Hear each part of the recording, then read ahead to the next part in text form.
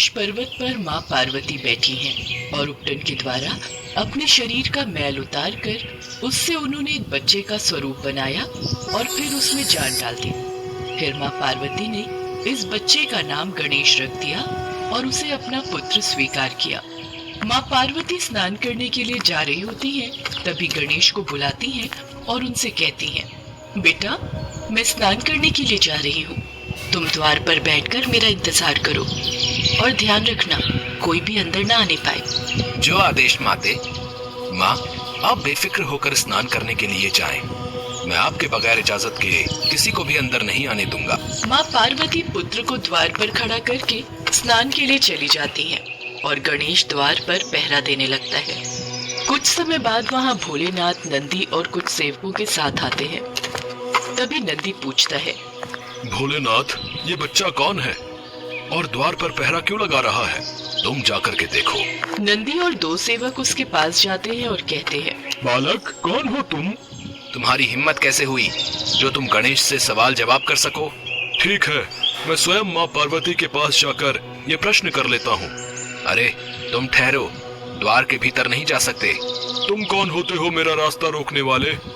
मैं पार्वती नंदन गणेश हूँ और ये माता का आदेश है, कोई भी अंदर ना जाने पाए। जाओ, अब यहाँ से जाओ। पुत्र, अचानक से मुझे पागल समझते हो क्या? मूर्ख लड़के, मैं यहाँ से कहीं नहीं जाऊंगा। गणेश अपनी गदा उठाते हैं और जोर से नंदी पर प्रहार करते हैं, जिस कारण नंदी को चोट लग जाती है। इस वजह से नंदी और सेवक दौड़ते हुए भोलेनाथ के पास वापस लौट जाते हैं। महादेव, भोलेनाथ, बचाओ, बचाओ। भोलेनाथ को गुस्सा आ जाता है। उस तुच्छ बालक की इतनी हिम्मत कि वो तुम पर हाथ उठाए। अभी जाकर उसको सबक सिखाता हूँ। तभी भोलेनाथ, नंदी और कुछ सेवक समेत उस द्वार की तरफ जाते हैं। अरे ओ रुको, कहाँ चले जा रहे हो? आपको दिखता नहीं? द्वार पर पहरेदार खड़ा है। ये मेरा घर है, तुम कौन होते हो मुझे रोकने वाले? मुझे मेरे घर जाने से कोई नहीं रोक सकता है। जो भी हो, आपको मुझसे अंदर जाने के लिए इजाजत लेनी ही होगी, अन्यथा आप अंदर नहीं जा सकते हो। बालक, तुम इतने धूर्त कैसे हो सकते हो? धूर्त तो आप हैं, जो मेरे कहने के बाद भी अंदर जाने के लिए प्रवेश कर रहे हैं। तुम मुझसे बहस कर रहे हो? मैं तुम्हें भस्म कर दूंगा। मैं पार्वती नंदन गणेश हूँ, मेरा कोई कुछ नहीं बिगाड़ सकता। बेटा, द्वार से हट जाओ। मेरी माता का आदेश है, जब तक वो स्नान करके बाहर ना आ जाए तब तक मैं किसी को भी भीतर नहीं जाने दूं। बालक, सामने से हट जाओ। मैं अपने प्राण त्याग सकता हूँ, लेकिन माता का आदेश नहीं। माता का आदेश मेरे लिए पत्थर की लकीर है। तुम कौन हो बालक? मैं पार्वती पुत्र गणेश हूँ। तुम इतने हठी हो बालक, इतना हठ करना ठीक नहीं। मैं आपसे अब भी कह रहा हूँ, आप यहाँ से चले जाओ, वरना बहुत पछताओगे। तेरी इतनी हिम्मत! और दोनों के बीच घमासान युद्ध शुरू हो जाता है। गणेश का वार भोलेनाथ पर भारी पड़ता है। एक बालक से भी हार रहे हो। इस बार भी गणेश का वार भोलेनाथ पर भारी पड़ता है।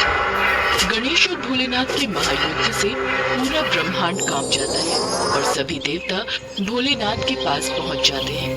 बालक, तुम जो जिद कर रहे हो ये उचित नहीं है। तुम कौन हो और यहाँ क्यों आए हो? बालक, तुम भोलेनाथ से क्षमा मांग लो। गलती भी भोलेनाथ की और क्षमा मैं मांग लूं, ये कदापि नहीं होगा। भोलेनाथ, आप ही इसको क्षमा करें। बालक है, हठी है, क्षमा कर दें। आप नहीं जानते इस बालक ने हमारा कितना अपमान किया है। मैं इसे नहीं छोड़ूंगा, मैं इसे अवश्य दंड दूंगा। मेरा सामना तो कर नहीं सकते और बात करते हैं मुझे दंडित करने की। मैं तुम दोनों से विनती करता हूँ, इस युद्ध को यहीं पर समाप्त करो। मैं युद्ध को नहीं रोकूंगा। मैं भी इस युद्ध को नहीं रोकूंगा और इसके किए की सजा इसको देकर ही रहूंगा। और फिर गणेश और भोलेनाथ में घमासान युद्ध होने लगता है। मैं बोल रहा हूँ तुम दोनों से, रुक जाओ। बालक, तुम भोलेनाथ से माफी मांगो। जिसे देखकर भोलेनाथ और बाकी सभी देवताओं के होश उड़ जाते हैं और भोलेनाथ को क्रोध आ जाता है। दुष्ट बालक, मैं अब तक तो तुझे माफ भी कर देता, लेकिन अब तुझे जीवित नहीं छोड़ूंगा। बालक, तुम ऐसा करके हमारे गुस्से को बढ़ा रहे हो। गुस्सा बढ़ाकर भी आप क्या कर सकते हो? एक छोटे बच्चे से अपने मुंह की खा रहे हो। क्रोध में आकर भगवान शिव अपने त्रिशूल से बालक का मस्तक काट देते हैं। माता पूरे ब्रह्मांड में ये शोर हो जाता है। बॉक्स ऑफिस हिट होने के बावजूद इस मल्टीप्लेक्स को काफी नुकसान हुआ जब आशा ने सुपरस्टार स्वैग अपनाया। हो जाता है और गणेश की गर्दन बहुत दूर जाकर गिरती है, जिससे कि एक भूचाल आ जाता है। सभी देवता एक अनहोनी की आशंका में घूम जाते हैं। तभी गणेश की आवाज सुनकर माँ पार्वती दौड़ी दौड़ी बाहर आती है। अरे गणेश, गणेश, पुत्र गणेश, कहाँ हो तुम? पार्वती बाहर आकर देखती हैं तो उनके होश उड़ जाते हैं और पार्वती को गणेश का धड़ दिखता है।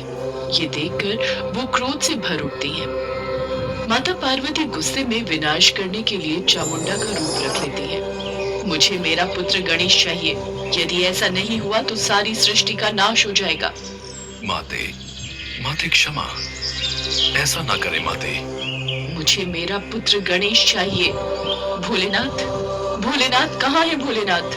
देवी, मैं हाथ जोड़कर आपसे प्रार्थना करता हूँ। भोलेनाथ इस समय बहुत क्रोध में है, कृपया करके आप शांत रहें। हम कुछ उपाय निकालते हैं। स्वामी, सभी देवता भोलेनाथ को जगाने जाते हैं और सब बातें बताते हैं।